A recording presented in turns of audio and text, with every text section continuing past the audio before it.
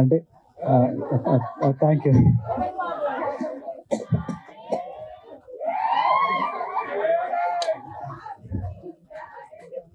అదే ఇలాంటి వెల్కమ్ చూస్తుంటే ఏదో కొత్త మనుషులతో మాట్లాడుతున్నట్టు కానీ పరిచయం చేసుకోవాలని కానీ ఇట్లాంటివి ఏం గుర్తురావు. ఎందుకంటే మీరు రోజు ఇంట్లో మనిషిలాగా మాట్లాడుతుంటారు, అలా రిసీవ్ చేసుకుంటారు. ప్రసాద్ ఇంటికి పంపించు.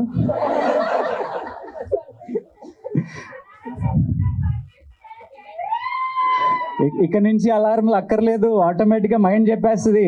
ఐపీఎల్ అన్ని పక్కన పెట్టేయండి, చూడనివ్వకండి ఇంట్లో.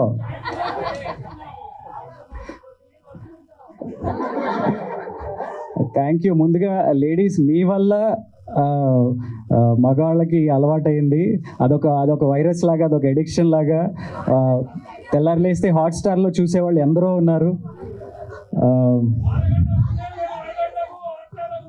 6 గంటలకు పెడతారా? ఓకే సరే, ఓకే. నిన్ను నేను శంకించట్లేదు, నువ్వు చాలా డైహార్డ్గా ఉన్నావు. Thank you. అండ్ ఈ కార్తిక్ అనే పేరు, కార్తీక దీపం అనే ఆ మ్యూజిక్ కానీ, ఆ సాంగ్ కానీ, అది మీకు ఎంత ఎడిక్షనో మాకు అంతే ఎడిక్షన్. సీజన్ 1 అయిపోయిన తర్వాత అది ఆ తెలియని లోటు మాకు చాలా ఉండిపోయింది. బయటికి వెళ్ళినప్పుడు 2 నెలలు గడిచిన, 3 నెలలు గడిచిన, 6 నెలలకి, సంవత్సరానికి కూడా దాని గురించే మాట్లాడటం, దాని గురించే చెప్పటం, వాళ్ళ మెమరీస్ని షేర్ చేసుకోవటం, అవన్నీ విన్నప్పుడు ఓకే, ఎంత మంచి ప్రోడక్ట్ చేసాం మనం అని ఒక తృప్తి ఉంది.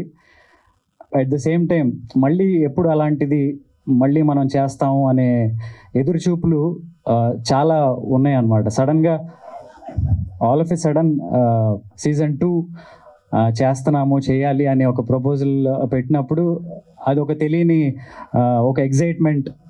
అంటే రెండో థాట్ లేకుండా ఓకే ఇది చేసేస్తున్నాం, చేయాలి, నెక్స్ట్ ఏంటి, కథ ఏంటి, అదేంటి, ఇదేంటి అని ఆ డిస్కషన్లోకి వెళ్ళాను తప్ప ఆ ఎగ్జైట్మెంట్లోనే ఇంకా ఉన్నాం. యాక్చువల్లీ ఇది చాలామంది అడుగుతారు, చాలామందికి క్వశ్చన్స్ ఉన్నాయి. కార్తీక దీపం సీజన్ 2 అంటే ఏంటి, కార్తీక్ దీప ఉన్నారు, శౌర్య అనే పేరు ఉంది, ఇది ఆ సీజన్కి కొనసాగింప, లేదా ఆ శౌర్య పెద్దదైపోయింది కదా, దీంట్లో చాలా చిన్నగా ఉంది, ఇంకా ముందు కదా, ఇలాంటి చాలా డౌట్లు ఉన్నాయి. కొన్ని సందర్భాల్లో చెప్పాను, ఇది కొత్త సీజన్, నవ వసంతం అని ఎలా పెట్టాము, ఇది కొత్త కథ. పాత కథకి ఈ కథకి ఎటువంటి సంబంధం లేదు. అది చూసాక మీరు ఎలాగ చెప్తారు. సో కార్తీక్ అండ్ దీప 2 క్యారెక్టర్లు, వాళ్ళ బిహేవియర్ కానీ, వాళ్ళ క్యారెక్టరిస్టిక్స్ కానీ ఇదివరకు ఏదైతే ఉందో అలాగే ఉంటుంది. బట్ కథ కొత్తగా ఉంటుంది. డెఫినెట్గా మీ అందరికీ నచ్చుతుంది. గ్లిమ్స్ చూసినప్పుడు మీరు ఇచ్చిన రెస్పాన్స్ మాకు ఇంకా ఒక బూస్ట్ని ఇచ్చింది, ఒక కాన్ఫిడెన్స్ని పెంచింది. తెలియకుండా ఒక టెన్షన్ లోపల రన్ అవుతూనే ఉంది. సీజన్ 1 అంత పెద్ద హిట్ చేశారు, అంత పెద్ద సక్సెస్ చేశారు. సీజన్ 2కి వచ్చేసరికి ఆడియన్స్ ఎక్స్పెక్టేషన్స్ ఎలా ఉంటాయో, ఏమేమి అనుకుంటారో, లోపల చాలామంది ఎవరి కథలు రాసుకుంటూ ఉంటారు, యూట్యూబ్లో చూస్తూ ఉంటాము.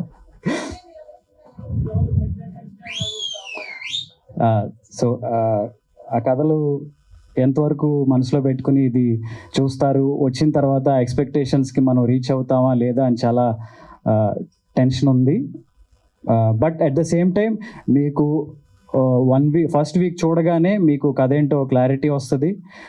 డెఫినెట్గా మీ అందరూ టీవీలకి అతుక్కుపోయి అంత బలమైన కథతోనే, ఎమోషన్స్తోనే మళ్ళీ మీ ముందుకు వస్తున్నాం.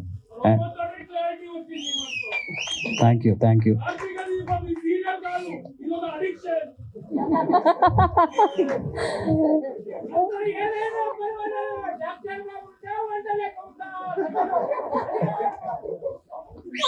సూపర్. మీ అభిమానాన్ని మేము ఆపలేము ఇంకా. Thank you so much. Thank you.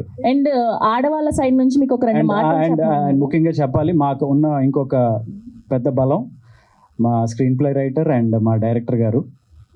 Season 1కి వాళ్ళు ఆ కార్తీక్ దీప్ అనే కథలో సోల్ ఎంత బాగా కన్సీవ్ చేసి ఆన్ స్క్రీన్ తీసుకొచ్చారో మా డైరెక్టర్ గారు. ఆ కథలో ఎమోషన్స్ కానీ ఆ సీన్స్ కానీ అంత బాగా రావడానికి మా స్క్రీన్ ప్లే రైటర్ రవి గారు కారణం. సో వాళ్ళిద్దరూ మెయిన్ పిల్లర్స్గా ఈ సీజన్ కూడా ఉండటం వీ ఫీల్ లక్కీ. అండ్ అందుకే ఆ కాన్ఫిడెన్స్ మాకుంది, ఎందుకంటే అదే ఎమోషన్ సీరియల్ చూస్తూ చాలామంది బాధపడేవాళ్ళు, కన్నీళ్ళు పెట్టుకునేవాళ్ళు ఎంతోమంది ఉన్నారు. ఆ వీడియోస్ కూడా చాలా వైరల్ అయినాయి ఆ టైంలో.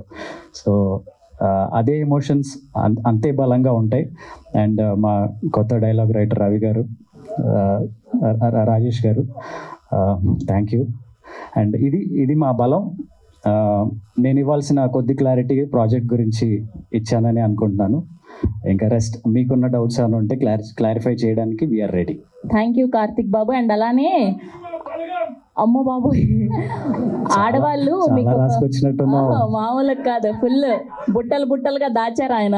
అండ్ ఆడవాళ్ళ సైడ్ నుంచి మీకు ఒక 2 మాటలు చెప్పమన్నారు లేడీ ఫ్యాన్స్. బేసిక్ గా మా వాళ్ళు అబ్బాయిలు అమ్మాయిలను అడుగుతుంటారు హీరోయిన్స్ ని, మీరు అన్నం తింటారు